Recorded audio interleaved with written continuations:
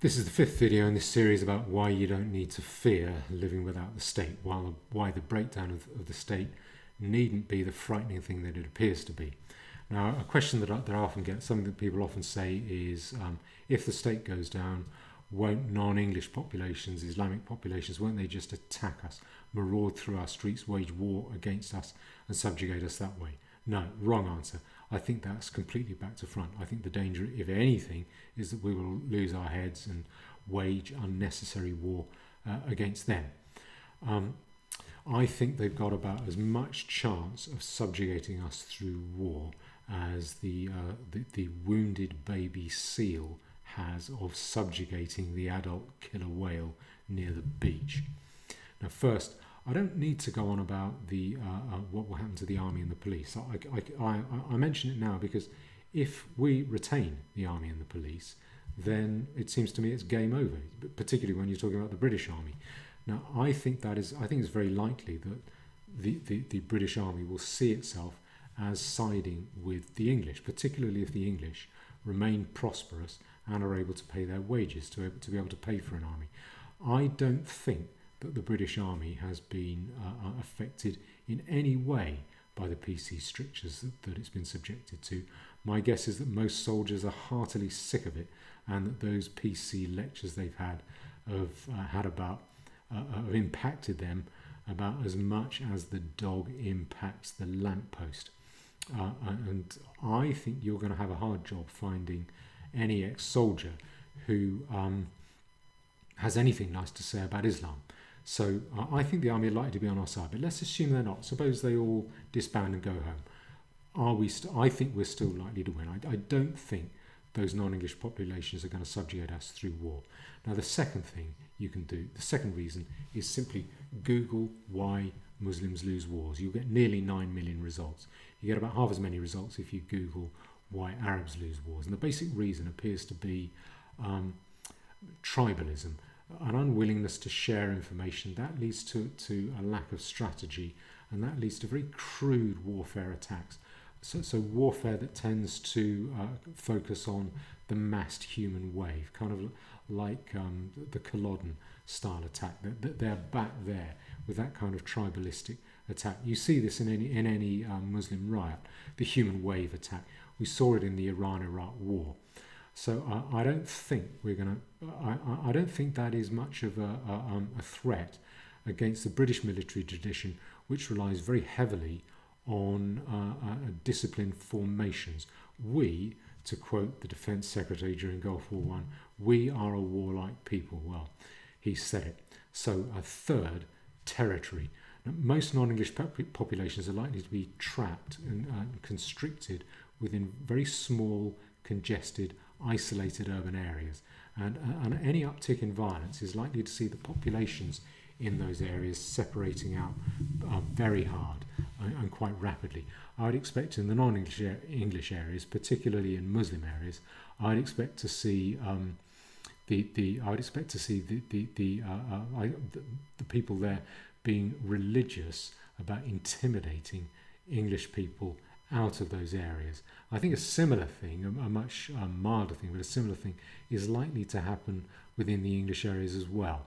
I would expect to see PC liberal English areas hardening their attitudes and just becoming a lot more realistic fast if the state goes down. Because if the state goes down, the option of inflicting your political views on poor neighbourhoods a long way away from you, that goes away because the coercive infrastructure of the state has gone away.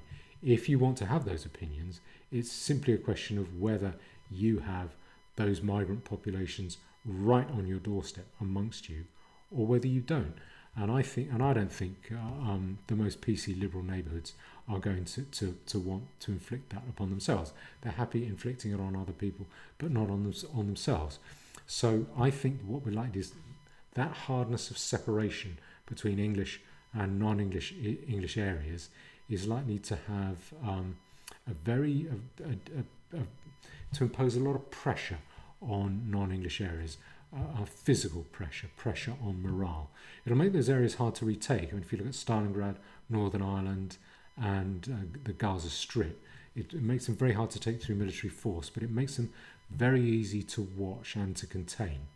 Now, fourth, crucially, those areas are likely to become very impoverished fast because they're completely dependent on external supplies for their survival: food, water, drainage, medicines, gas, electricity, refuse collection, phone, internet, and wealth creation of any sort. Most wealth, most money making or earning money within non-English areas depends on the state, either welfare, government grants, or government jobs, or else private jobs that are highly regulated by the state. And all of those services are they're very delicate, they're very easily interrupted if there's any kind of conflict. They depend upon the kind of orderly society that we have in English society. They're not really suited to situations of heavy conflict. So if you just take one example, say take broadband cables, or take telephone networks, or refuse collection. So a dumper truck or a refuse lorry with a couple of bin men running along behind it. That is a very easy supply, or a very easy service to interrupt if there's any kind of conflict. And if you don't believe me, just take it. You can research this for yourself. Take a road trip or take a drive, an afternoon drive, around any non-English stronghold in the area, say Bradford or Luton or Leicester, and do a thought experiment. When you're in the middle of it, ask yourself, how do these areas survive if they're cut off? What happens after a month when the shops are bare? What happens after 3 months when all the services, electricity, gas and water supply are cut off? How do these people survive then? In contrast, the English areas are likely to be much bigger, the rural areas and the areas outside those immediate inner cities. They will have the ability to supply and the communications networks. The English areas are likely to stay up and to stay prosperous. Now, fifth, the fast-growing violence against the English, that's likely to be an experience that's shared by other countries as well. So North America, Canada, Europe, India, and we're likely to have a lot of support networks around the world, which the non-English areas, being isolated and cut off, they're very unlikely to have. Sixth, the current political squeamishness of the English is likely our political self-indulgence of PC multicultural opinions, sometimes referred to as deranged altruism. That is likely to disappear fast if the state goes down. Those opinions are the modern version of status symbols, because fashions and goods, they tend to be more widespread now. So it's your opinions that are your status symbol. That's your fashion statement these days. Having opinions which can then be paid for in the degraded living conditions of the poor. But if the state goes away, as I said just now, if the state goes away, that's no longer possible because you no longer have the coercive reach of the state to impose your opinions on other people. Those opinions are simply a kind of degenerate luxury. It's the equivalent of a double mink stole and extra long fingernails in 1930s and 1920s Germany, or of bleached white skin in 18th century France. It's designed to show how little you have in common with the poor. That's its purpose. But if those views cause you to victimize yourself, people are not going to hold those views anymore. So I'd expect those views to disappear pretty fast. And on that point, it's going to be interesting to watch the vaunted experiments of Gary Lineker and other celebrities promising that they're going to take in a bunch of migrants. Well, we'll see about that. I think those opinions are just going to go by the wayside. And dropping those opinions is not going to be hard. It's not going to require any kind of wholesale conflict or crossing of any moral, ethical lines. It will simply require people to say to themselves, it will require people to choose to live amongst people who are like them, and to be able to choose not to live amongst people who are not like them and who are hostile to them. And that's not a difficult decision to make, particularly when your own survival and safety depends on it. Seventh, the lack of political objective, immediate political aim, amongst non-English populations, that's likely to be a severe handicap. There isn't very much they can ask for that hasn't been handed over to them in abundance by a treacherous political class. And what that means is what's left to them is a very generalized aim of subjugation and perhaps eradication, subjugation through war. And what that will mean in practice is opportunistic savagery, attacks, physical attacks on us, which will get them nowhere, will do nothing except to provoke us. Those kind of attacks that we've all come to know and love as, quote, part and parcel. Now, we, the English, in contrast, will have very clear, simple, quite coherent, unifying objectives. On the individual level, the ability to be able to choose to associate with people who are like us and who we trust. That is a pretty discrete and unifying aim. Secondly, the ability to get our own country back. Again, that is an easily understood, achievable aim.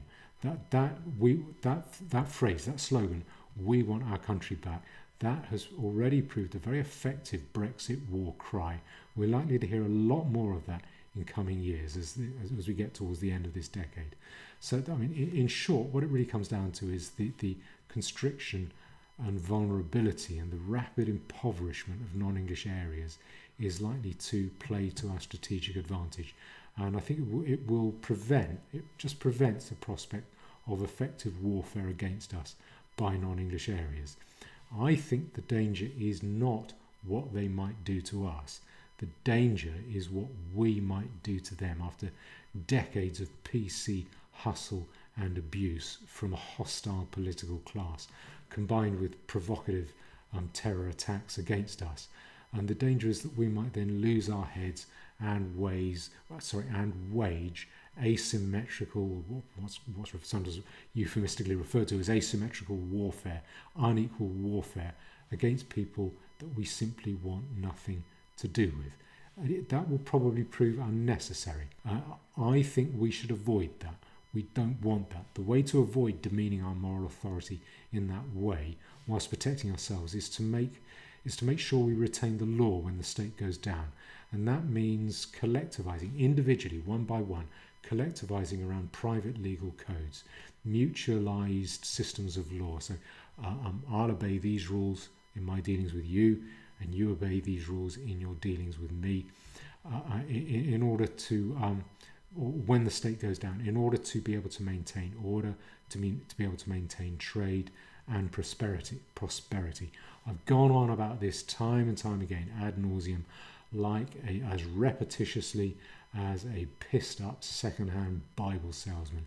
I'm going to keep going on about it again, because non-state, individualized, collectivized systems of law like that, they're going to prove very effective in smoothing out this inevitable, unavoidable separation out of English and non-English populations, and to be able to achieve that without wholesale aggression. And that will enable us to retain the prosperity and therefore the territory which allows our self-protection, and which in turn allows us to win completely and to win fairly.